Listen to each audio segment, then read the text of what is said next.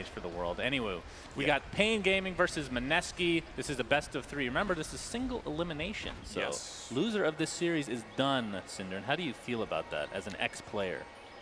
Ex-player. Nice, good one. Thank you. Very good. I think single elimination games are obviously always very exciting for both the teams and the fans, right? There's a lot on the line. You don't get that second life. Arguably, you could say that, in a way, the group stage was a bit of one of your first lives. If you would think that some teams in the tournament are a lot stronger than others, then if you had a better group stage placement, maybe you could have got a better matchup, if you think of it that way. But paiN, obviously, ending last in their group, get a really tough opponent in this game. They're going to be playing Mineski, who looked very dominant in their group, actually. They beat, who was it? They beat Secret. And everyone. They beat everybody. They beat both, right? I think so. As far as this game goes, I actually like paiN's draft quite a bit in this game. I think they have the right type of lineup to run with Drow. They have the Tidehunter who can go in front and tank for the Drow so you can hit towers. They have good team fight with both the Ravage and the Overgrowth so that their ranged heroes can get the damage done. And at the same time, they're playing a Drow strat which is very timing based and very aggressive into a lineup that's slow. Like every lineup that has Spectre is bound to not play the fastest kind of Dota. So I think paiN got themselves a pretty good draft here, and I think they realized that the Drow pick could become a problem for themselves as well when the Quap was first picked by Mineski. Yeah, but we got a Dark Willow, my friend. We got a Dark Willow, and it's Ice Ice Ice this time. That's the dream. We were talking about what role she would be playing. You thought it would be 4. I had no idea. Because we've seen it literally every position, I think, this tournament. Maybe not one position, but 2 through 5 for sure. Who played at mid? I don't remember. I might just be making that up to make myself sound smart. That's a possibility as well. But it will be an off-lane Dark Willow. We'll see how strong she is. I think this is a good test bed for that. Yeah, I like the hero more in a core position than a support position. Mineski did play it on position, I believe, 5 yesterday and actually did win the game. You're going to have to hold these horses, my friend. Ninja Boogie's going to get first blooded by Duster on paiN. He's going to attempt to run away on Rubik, but will not get away. So 1-for-1 first blood, though. That's a duel lane versus a tri lane, and they get the first blood. It's very surprising. How do you feel about Spectre in these types of situations? It feels like at least historically speaking, quite a weak hero. Yeah, Spectre's laning is one of the worst out of any hero. It's melee, it has low damage, it's not very fast, like the base move speed is bad, the nuke deals more or less insignificant damage. So most of the time what gives Spectre a successful laning stage is either that you flat out outnumber your opponent so Spectre can farm, or that you lane dodge, or that Spectre plays a comeback style. Actually, nice cast from top here into the fissure. Yeah, Duster's in a bit of trouble, but Telekinesis will be there. He's blocked up by the fissure though. Attempting to get out. Spectral daggers there though, completely blocked up. Might actually get away with just sub 50 HP. Jabs in the meantime is gonna get gushed. Trying to walk away as best he can. Looks like the right click will take him down by Duster. And Tavo just a beast of burden in this lane right now. Nice kill. They actually had enough damage because he skilled the Gush and they have the Drow Aura. So Rubik hits just a little bit harder. And I actually think that extra 3 damage made the difference there with a couple of attacks he got in. So nice for paiN. I'm a bit surprised they didn't use the Jet Fan. He's gonna go down the right clicks of Moon. Nice fissure there from Jabs. As he's gonna pick up a haste room, back on his way towards top. Welcome back into the game, JJ Backup Audio. Oh, thank you. To see you. Oh yeah, big shout out to Pimp Muckle who's taken over for camera. I was thinking about making that my side career, but after yesterday, that was a debacle to say the least. So far, I can't tell the difference. Okay. Oh, we haven't missed a kill yet, have we? Pretty sure I missed the first kill of the first cast. So, definite improvement here so far. You've been doing great, Shane. Thanks, buddy. You're really good. You're a real gem. Thanks for coming. Thanks for taking time away from your playing career to cast with me. You're the best, buddy. Happy New Year. Tavo right now, level 3. 2 levels in Anchor Smash. At what point does it become almost unkillable in this lane, do you feel? Or is there a point? The Mineski lane is just pretty weak at killing Tide. You see, it's very unusual that Tide will not have a point in Kraken Shell at level 3, but the fact that he hasn't skilled it shows that he has this understanding that this Mineski lane just doesn't really deal damage. Like Shaker has low damage, Witch Doctor's okay, but they don't have anything to really make this Maledict tick up. There's no damage coming out of the carry, so I would say Tavo's in a pretty good spot. He might skill Kraken Shell on level 4, but already with this Raindrop and Magic Stick, he's kind of unkillable, I would say. Well. So far so good for paiN in that top lane. In the mid lane, as expected, Moon is doing very well on the Queen of Pain. I think this is his best hero. Mineski also played it yesterday, I believe, maybe twice even. They definitely played it once. And Ice Ice Ice is level 4 in the offlane on Dark Willow, so... Fissure will miss. HFN will be healthy for now. Bottom lane, though, gonna have a Bramble come out. Just going to hide inside the trees. That's a good tree ant protector. Invis rune here for Ice though. Now this is an interesting here. We talked about him in the beginning of the game, but what are you expecting from him at this stage? Do you think somebody takes over in the offlane at some point, he starts roaming a bit? Because I've seen a lot of that in this tournament in Midas mode as well. I think if you're having this good of a start on Dark Willow, you probably want to stay in the offlane as long as you can get free levels. Like when you're almost level 5, minute 4, obviously that's one of the weaknesses of Drow, not the best laner, and they put Tree in here because she kind of needs help at playing this lane. If you're getting free levels like this, I think you stay and you just keep leveling up as much as possible. And if there's a fight happening, you can always TP rotate. And it's going to get rooted and gusted, actually. Decent damage coming out from paiN here. But he's at half HP, but he's not scared. He's put down a Bramble again. Look at that damage towards the tree end. Easy kill for Ice. Underestimating the power of the fairy woman. Is that appropriate to say? Fairy woman? Are fairies women? They're in between. I don't know what they are. All right, we'll work on that as the tournament. It's the first game of the playoffs, so we'll have plenty of time. Warm up cast. We can write down some suggestions later as well from the crowd.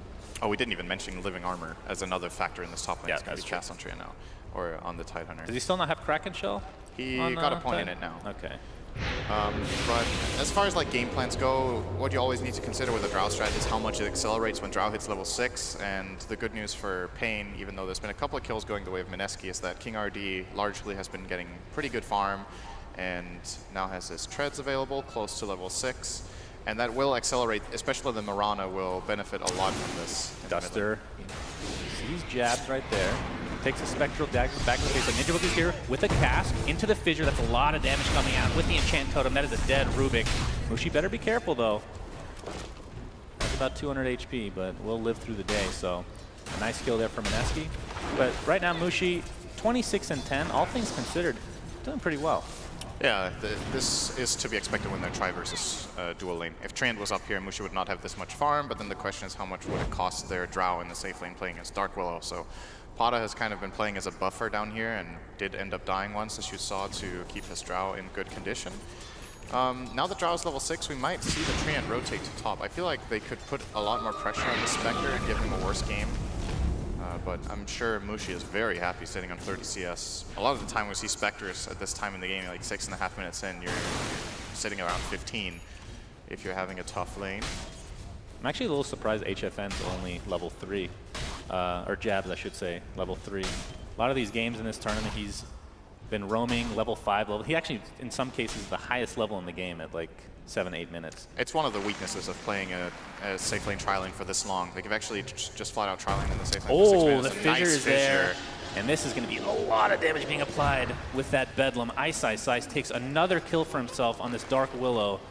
Who, is this a hero that can just take over the game, you think?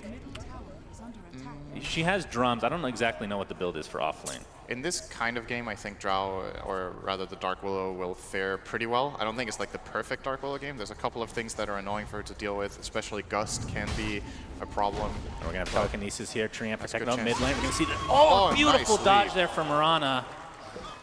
And the Witch Doctor died. Hey, we're on the same pace, Pimp. We've both missed one kill. You can't watch 2 kills at once, right? Don't shake your head at me. Mushi now in the top lane. So, what, 36 and 11? I'd say as far as CS is concerned, compared to the Drow, pretty even, but I believe Spectre is much lower level because of all the heroes leeching XP from her. She did get her level 6 now. Drow is 6.5, so it's not the biggest difference. Oh, that's actually really surprising. Now that Haunt is available, I mean, that's part of the reason why the supports of Mineski are low level, right? The Witch Doctor and Shaker didn't take as much XP from Mushi as they could have. They got 1 or 2 pulls off, and that's kind of it. The Fissure blocking King RD in. Bedlam is there. It's going to deal a little bit of residual damage. It's King. Oh my God. Okay, he's just dead. Shadow Realm, baby. Ranger. Yeah. What level is that? Level 4. Okay. This is the standard build of Dark Willow. You max Shadow Realm first, and then Brambles are secondary. And sometimes you see a value point in Cursed Crown. I've seen core Willows not even get Cursed Crown until level 10, but has got that value point, and I agree with that. I feel like this skill point is too good to skip. It's a 2-second stun, right? So for 1 point, it's pretty good. Yeah, for sure. I mean, you talked about how some people have just skipped Cursed Crown entirely, which is kind of surprising to me as a kind of a value level. Yeah. It's been pretty effective overall since I mean, compared to the other skills, it's a little underwhelming, I guess, in some respects, right? It's a really good way to set up Bedlam, right? Like, you can't 100% rely on Brambles to keep the target in place, so that way you make sure that you will be able to get up close. He's used it in both of the kills on Drow, I believe. The Curse Crown has been integral in landing the kill, so. Mineski should be pretty happy right now. Their laning stage is obviously going very well at this point. The Haunt has not even been used. Mushi is level 7, so rotation plays are available, and that's actually exactly what they're going to do now. They have a smoked Queen of Pain and Witch Doctor looking out for any possible opening in the Radiant jungle, and they will be there ready on that Haunt trigger button for a play mid. This is going to hurt for paiN. Yeah, Duster, it's actually going to be applied to that poor Drow Ranger. Easy kill for Mineski. Actually forces a TP out from Tavo. He has Ravage now. Have yet to see that come into play, but yeah, the supports in general right now just feel more underleveled than we've been seeing in this tournament so far because of all the roaming. There's constant roaming from both teams. Yeah, I'm looking at Ice right now. It's like level 9.5. Yeah, I feel like this should not be happening. If you give Dark Willow away and you let it off lane, giving that hero a free lane is so dangerous, and Treant Drow just have not been able to put pressure on him at all, and he's kind of ramping up the pace here. He's second on last hits. He's taking the enemy safe lane tower minute 10 against a Treant. Deny. Can he get it? Will he try? Really? No, he's not. Living armor? So tower to Mineski. Oh, Moons might be in some trouble with. Nope. Starstorm not able to come out, or he already used it. And we have a TP out in the bottom lane now. So close calls. Ninja Boogie trying to get that level 6. Of course, the Treant Protector only level 4 right now. No Treant Protector is dead. The Sentry is there, and that is a dead Treant to say the least. Jabs takes credit for that, as the score is now 3-8 in favor of Mineski with actually a 4K lead, higher than I thought it would be. paiN have to push the tempo now. They need to take towers. If they don't start trying to play aggressively as 5 or 4 heroes. We'll see how strong Ice is right here. You get telekinesis, but there's a Shadow Realm. He's going to pop his ult. There's a Ravage, though. He's doing so much damage to this Titan. He might be able to solo kill him. In fact, he does. TP support is there in the form of Ninja Boogie, but didn't really need it, honestly. And here comes the Spectre. Duster attempting to TP out. There's the cast, though, onto Drow Ranger. King RD. The Shadow Realm should be enough to finish him off. That's a double kill for Ice. And we're seeing this hero at its highest potential, I feel like, right now, at least in the early stages. When Dark Willow gets free levels and good farm in lane, the hero is absolutely extreme at this point. And I think that's one of the key things you have to deal with when you're playing against Dark Willow. Obviously, these players are maybe not the most experienced at playing these matchups because the hero is not in captain's mode, but I'm sure they've played there's plenty share of pubs against Dark Willow players that get a free lane, and sometimes it just feels like you don't really have control of the game very early on when that happens. And Ice, he's 5-0 minute 12 on this Dark Willow, level 10. And the way I see it, the moment he gets his next item, I think he can solo kill any hero on the map. Pretty much. He's going for that Yule's Scepter. Obviously the perfect setup. He actually has it now. Oh dear. It's just a lot of damage. Often we see Dark Willows go for a Kaya as part of the build. This time he's gone for the drums. I think he's going to bypass that, and we might see him go straight for either a Hex or a Blink Dagger next. Oh, the Sonic Wave misses. Of course, he was in business. He's actually going to taunt. Not sure if that's an auto or not, but this is South American team, so let's just assume it was on purpose.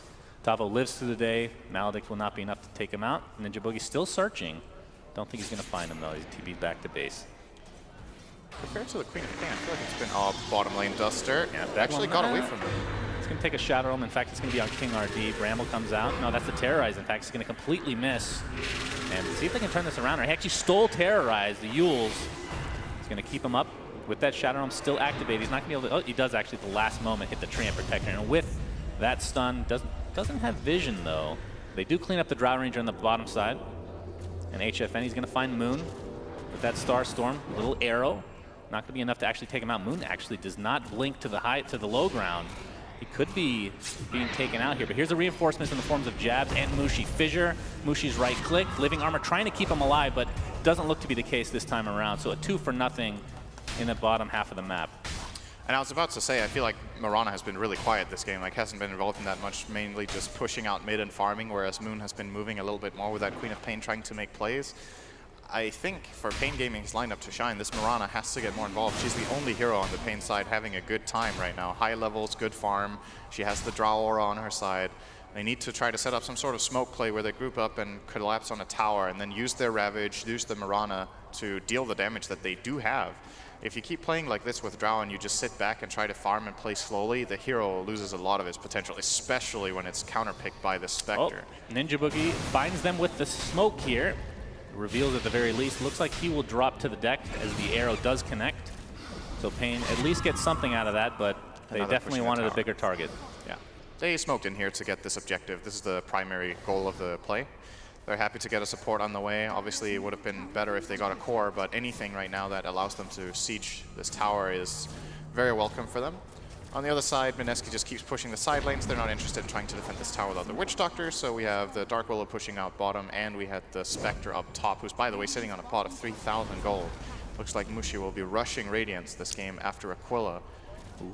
And that means that this relative, like this gold advantage from Mineski is not that powerful right now, because there's 3,000 of this net worth lead that is not being put to use at all. And means the gold advantage is a bit deceptive, and the Radiant side can definitely take a team fight if they do manage to combine and set up correctly. Oh my. Oh dear. Oh my. I'm sure Sir Action Slacks has something to do with it. So you want to hear something interesting, Cinderin? Sure.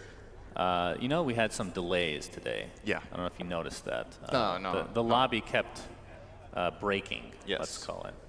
And we started kicking all the other language casters because, you know, we start with China, then Philippines, because we just assume it's the usual business in esports. But it turns out after the 15th lobby that Slacks was connected to the lobby and alt-tabbed, and he was ruining it over and over again. So, in fact, he is the literal reason why we're late to start the day. So if you guys see him out there in the crowd at some point today, give him a little pat on the back. He actually just got multiple other language casters out of the lobby. Yeah, I'm sure he did. Great job, Slacks. I mean, he's a red coat after all, trying to ruin the tournament. So guess so. Yeah, well, first so far mission accomplished so far. Great job, Slacks. Well done. So we are back into the game. And 6K lead, like you said, half of it going towards that. I mean, he's going to have Radiance pretty soon, and once he gets that, that's going to be super scary for paiN Gaming. And we talked about Spectre kind of countering Drow in general. Yeah, the primary way that Spectre usually deals with Drow very well, I mean, the obvious thing is obviously Haunt, right? Like, you Haunt in, you find her in the backline, and you start fighting her, but Spectre's itemization in general is so good against Drow. Drow has no way of dealing with Manta style. She has no way of dealing with... Oh, the arrow. That was not intended for him. A Terrorize comes out. Ninja Boogie going to find a way to get... Echo Slam, though, is there onto one. Ravage to follow, only going to hit two. Don't know if they had actually enough damage to take anybody out, but Jabs does fall. Sonic Wave, HFN attempting to TP out. The right clicks don't look like they will suffice. Nope, Sonic... or the Scream of paiN is there. And the Shadow Realm is continuing to do damage from the backside. Ice, Ice, Ice. There's the Haunt. He's going to come in onto King RD. That's a lot of lost damage. He's going to miss the Spectral Dagger, though. Ice, Ice, Ice again with the Shadow Realm. Really and this should be more than enough damage to take out two more members of paiN Gaming. That's 4 dead in trade of only the Earthshaker. Unless Witch Doctor died. That's Witch Doctor did get arrowed first. Oh, that's right. He was the kill that started the fight. He already spawned. that was pretty. I wish we could get an instant replay of that. This is a relic for Mushi. Yes. And yeah. So what I was getting at was the itemization of Spectre in general is really good against Drow, right? Because you don't have a good way of dealing with illusions from Manta. You are really annoyed when you're blinded by Radiance. You're not a very mobile hero, so it's annoying when you get slowed and you get diffused. So like all of the items that Spectre likes to buy are just innately good against that hero. That's why Drow strats that play against Spectre in general will try to play a really fast pace and look to group up and take towers, and it just hasn't gone well enough for paiN Gaming. Curse Crown into... Oh my god, okay. Okay. Good lord, Rubik just gets destroyed. Are there any cool... You were talking about spell steal from Rubik and how Bramble could be pretty useful, because it's kind of confusing whose it is, because it's not going to be any different as far as visual... like visually speaking. Is there anything else that you think, like obviously Fissure is a huge one? Fissure's the best spell steal this game. Yeah. I think Fissure is good. You don't like Haunt? You don't like the Rubik Haunt? Nice. Yeah, then you itemize for it, and Rubik gets Radiance. Oh, that sounds pretty good. Yeah. Obviously Blink from Queen of Pain is a pretty good spell steal. You get the mobility, Sonic Wave. It's a good steal. That's actually a lot of good steals across the board when you look at it. The only hero you don't want to spell steal from in this game ever really is Spectre. So that is not really the problem for this Rubik. The problem for Rubik, rather, is that their laning stage went as poorly as it did, and that they haven't been able to use this timing of Drow Ranger. And when she falls behind and plays slow, it will be difficult. So I'm not sure what the game plan right now is for paiN. If they think that they can keep farming with this Mirana and she will get strong enough that she can fight as Spectre and Dark Willow and Queen of Pain later on, I would not agree with that. But maybe they just don't feel like they have any other options. Like if they try to group up and take a tower fight, maybe they feel like they're going to lose it. Let me tell you something, it's only going to get harder when this Radiance comes out. Yeah.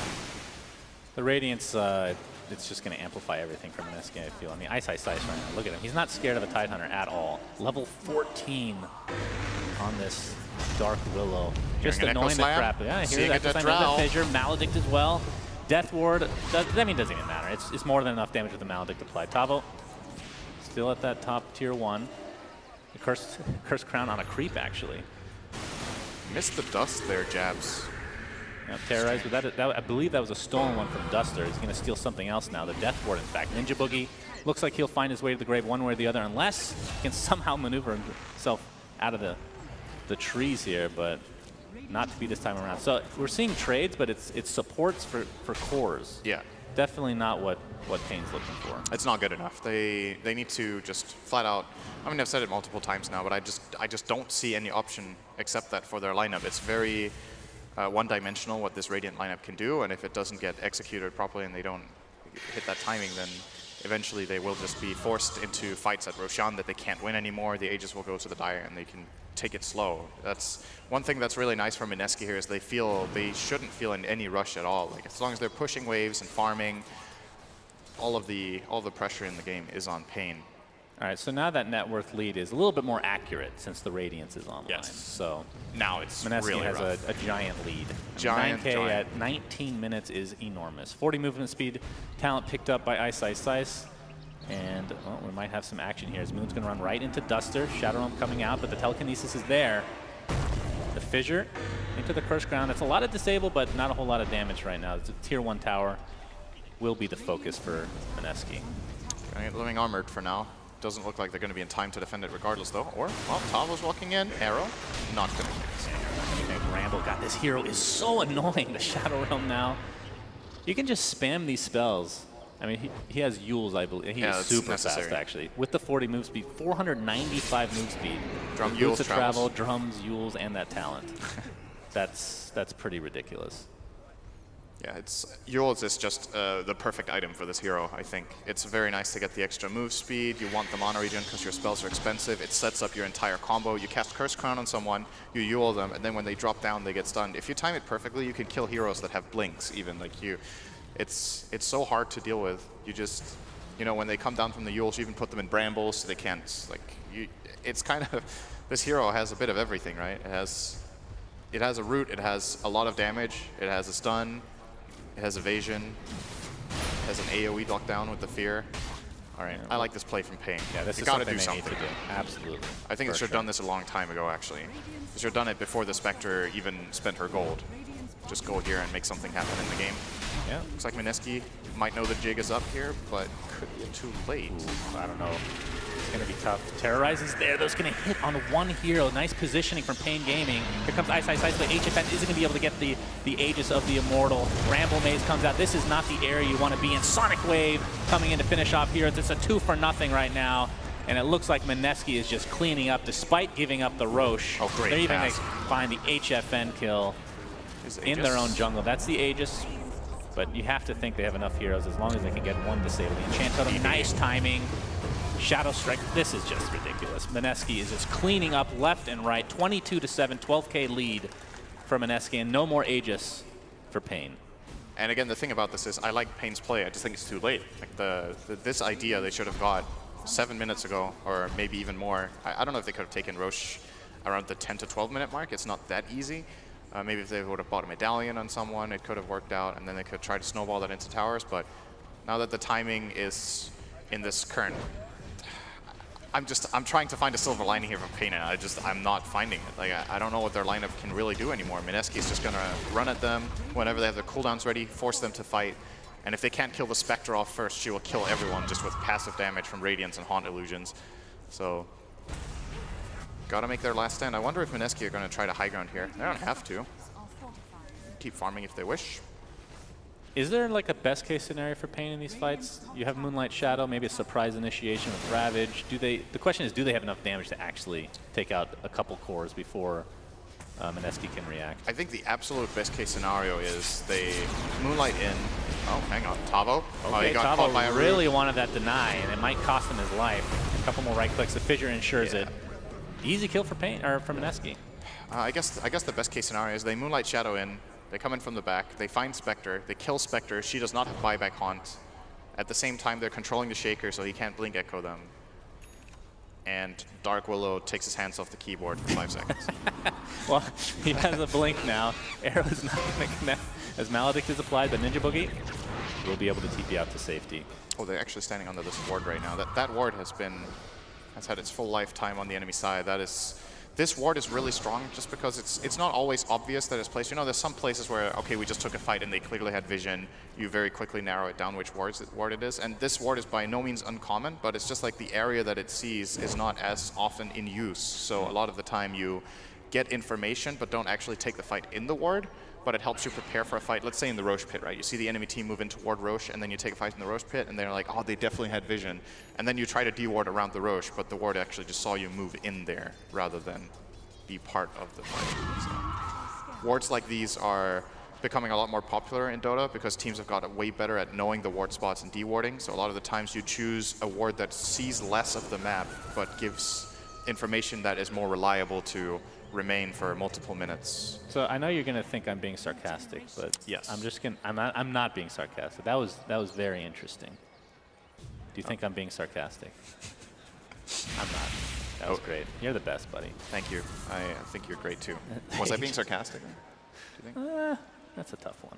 I mean, Europeans don't really understand sarcasm. Let's be real. All right. I'm pretty sure I taught you sarcasm. All right. Rubik is in trouble. Rubik will die.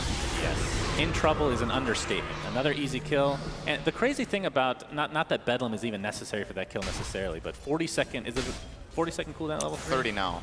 30 right it's now. 40, 30, 20. Oh, that's right. It goes down to 20. My bad. My bad, yeah. What was the old Bedlam cooldown was 2018-16, I think. Was it? The first version, yeah. The first version of Dark Willow was something.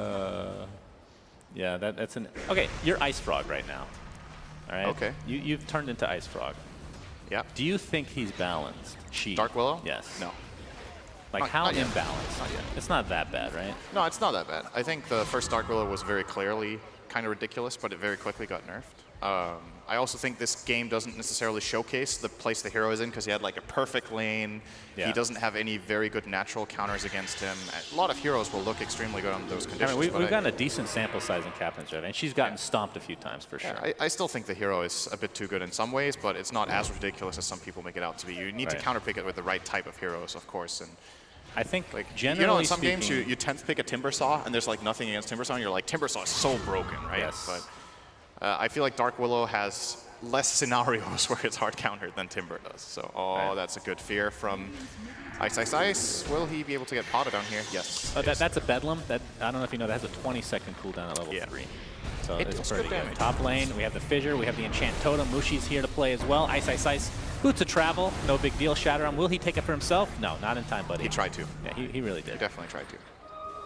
500 health talent now for Mushi. Spectre's talents, I think, are actually really good. That is not the reason the hero is not picked very much, as Rubik dies in mid as well. Mineski are all over the place right now. Killing heroes, looking for HFN. He will leave out Fissure for now. coming in good as well. Fissure. Ninja Boogie looking for a potential cast. Oh, great Slam combo. Will actually missed, but at this stage of the game, it does not matter. It's all for lulz. As the tier 2 tower is taken out, and it's Mineski, definitely high ground here. They're going to bring down the Spectre. So I think Spectre's talents are really good, but like the hero just has some still really strong or big innate weaknesses in laning. My God. Good living armor. Yeah, it's not going to stop Fissure, unfortunately. And King RD looks to be next on the list. He pops the BKB, but to no avail. I believe that was a 10-second BKB, if I'm not mistaken. I believe paiN Gaming may have lost the game. I believe so. Luckily for them, this is a best of 3, so they can come back in game 2 coming up next. But honestly, they do still need to finish the job. I have to say, I'm a bit surprised. When you're a team that goes Drow first 2, and you... Just watching this game, that's a really good cast. Oh, the Sonic Wave. BKB popped by Moon. Not quite enough damage yet, but Duster finally finds his way to the grave. And the rest of Mineski is just, objective-based gaming. Fortification's there, but don't think that's going to really do a whole lot, as 2 members of paiN Gaming are dead with no buyback. Pump faking the Ravage. Mineski didn't even flinch. Have we seen Overgrowth yet? I'm sure we used have. it once. Okay. Once or so. But We haven't had any like great team fights for paiN for I'd say the last 30 minutes, which is it's a 27-minute game. So. they did have a good team fight before the game started. They won the rock paper scissors. Oh, that's true. Yeah, they own that. Rock over scissors, by the way. We got to keep track of these stats. For Absolutely, there will be a meta game in that later on in the tournament for sure. You know, okay. Since we're getting to the territory where we can actually go off on tangents, this is my favorite part of casting. She's just making this into a podcast. Do you think that there is skill involved in rock paper scissors? Yes, when you've played enough games against one opponent. Now, let's say it's. I need to clear my throat. Yeah. Okay, that's fine. I know we have a cough button, but I'm not going to use it. The audience can just deal. Oh, we actually have a smoke gang. So paiN, we'll have to get back to this in a minute. Don't forget. Don't let me forget. I don't think this is kind of they're not connecting on the smoke, so you can go ahead. Okay. Just want to make sure. So, first time playing. Let's say there's no history between the two members that are playing rock paper scissors, but you can see each other's faces. Yeah. Is there any skill involved? Uh-oh. The fight's breaking out, Shan. Damn Why are you talking about rock, paper, scissors when there's a fight Pops breaking the out? BKB, terrorizes there. Looks like Death Ward's going to do a little bit of damage, but that's a lot of Maledict coming out onto Tidehunter. Looks like he will fall one way or the other. In fact, the first one to do so without using Ravage. 2 dead for paiN, and a nice double fissure. One canceling King RD's TP, and that's just going to be GG. Yeah. Can't blame them. Mineski taking game 1 in style, one could say. Yeah, I think when you first 2 drow like this and you play this kind of strategy, I'm a bit surprised that I thought when you see a team first 2 drow, you would feel like, okay, they're confident in this strategy. Drow is played in a very specific way. You try to hit this timing together, and I just didn't. To me, this didn't feel like a paiN gaming